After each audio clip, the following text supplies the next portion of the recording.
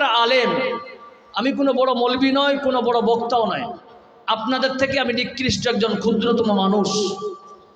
তাই আপনাদেরকে বলি যে আজ আমি যে বিষয় নিয়ে আলোচনা করতে চাচ্ছি সেই বিষয় হচ্ছে সময় কাউকে ছাড়ে, যারা বলেন সময় কাউকে ছাড়ে না। তো সময় কাউকে ছাড়ে না, এই বিষয়টা কি? সময় কাউকে ছাড়ে না তার মানে সময়টাকে মূল্যায়ন যারাই করবে তারা দুনিয়াতে কামিয়াব এবং আখিরাতে কামিয়াব। জোরে বলুন সুবহানাল্লাহ। কারণ এই যে আপনারা এখানে বসে আছেন, আপনার মতোই অনেকে মানুষ বাজারের দিকে ঘুরতেছে, আল্লাহ তাদের কানে এই সমস্ত আওয়াজ পৌঁছানোর পরেও আল্লাহ তাদেরকে এই জায়গায় আসার তৌফিক দিচ্ছেন না। ওরা মনে করছে যে এটা হচ্ছে আমাদের, ভুলকি মাদ্রাসা হচ্ছে আমাদের, জালসা হচ্ছে আমাদের, তাহলে মৌলবীরাও যে বক্তব্য দিয়ে এটাও আমাদের, কথাগুলো আমাদের।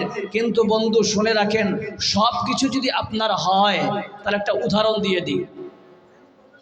আজ আপনাদের এখানে মেহমানদের জন্য স্পেশালিস্টভাবে মটনের বিরিয়ানি করেছেন, কমিটি খাবে সবাই। হঠাৎ করে হান্ডি কাহান্ডি বিরিয়ানি জমা হয়ে গেছে, মেহমান উপস্থিত, আমরা আপনারা সবাই দাঁড়িয়ে আছি, বাস গেটে প্রবেশ করলেই খেতে শুরু করব। কিন্তু আচ্ছা বলেন তো, আল্লাহর যদি অর্ডার না হয় আমরা খেতে পারবো? হ্যাঁ না বলেন, পারবো? পারবেন না। মেন গেট থেকে বের হয়েছেন, এখানে খাওয়া দাওয়ার ব্যবস্থা কমিটি যথেষ্টভাবে তারা ব্যবস্থা করেছেন, আলহামদুলিল্লাহ।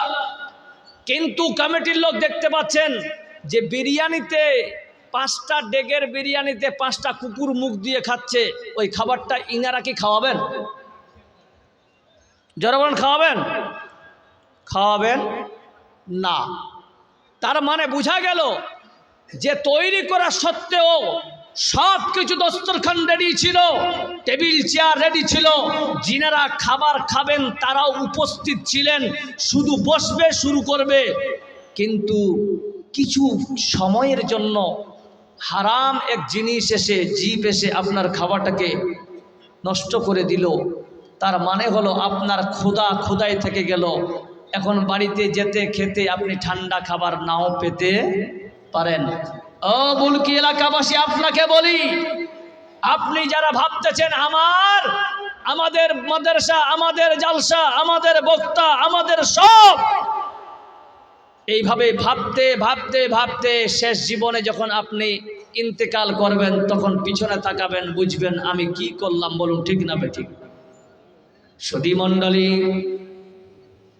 আল্লাহ রাব্বুল আলামিন বলতেছেন ওয়াল আসরি, আল্লাহ সময়ের কসম, যুগের কসম খেয়ে বলছেন সময়টাকে মূল্যায়ন করো বান্দা। শোনে নাও, এই যে সূরাটি ছোট্ট একটি সূরা, মুসলমান ইমাম শাফিঈ রাহিমাহুল্লাহ তিনি লিখেছেন, এই কোরআনের এই সূরাটিকে तमाम পৃথিবীর সমস্ত মুমিন বান্দারা যদি বুঝে নিত, তার তাফসীরি ব্যাখ্যা যদি কমপ্লিট ভাবে বুঝে নিত, তাহলে পুরো কোরআনের আর দরকার হতো না। বলুন সুবহানাল্লাহ।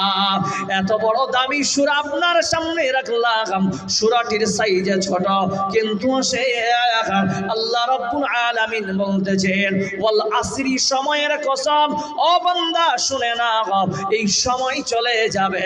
আমরা কিছুক্ষণ আগে মাগরিব পড়লাম, তারপরে ইশারের নামাজ পড়লাম। মুসলমান, এই ইশারের নামাজেরই মতো আর আল্লাহ আমাদেরকে সময়টা দিবে। জোরে বলেন, মওত এসে যাবে বান্দা, তুমি ওই রকম ইশারের সময়ের মতো নামাজ পড়তে পারবা না। আজকে আপনারা এই রকম পিন্ডালে বসে আছেন ইবাদতের নিয়তে, এই যে আপনারা বিজ্ঞরা বসে আছেন বন্ধু, এর ফায়দা কি? আল্লাহর নবী জনাবে মুহাম্মদ রাসূলুল্লাহ বলেছেন, বেশিরভাগ মানুষেরা বাইরে ঘুরতেছেন, তাহলে উঠান বুখারী শরীফের হাদিস, আন আবি হুরায়রা রাদিয়াল্লাহু তাআলা আনহু قال রাসূলুল্লাহ সাল্লাল্লাহু আলাইহি ওয়াসাল্লাম আনা আবদি বি আনা মাহু এই যে আনা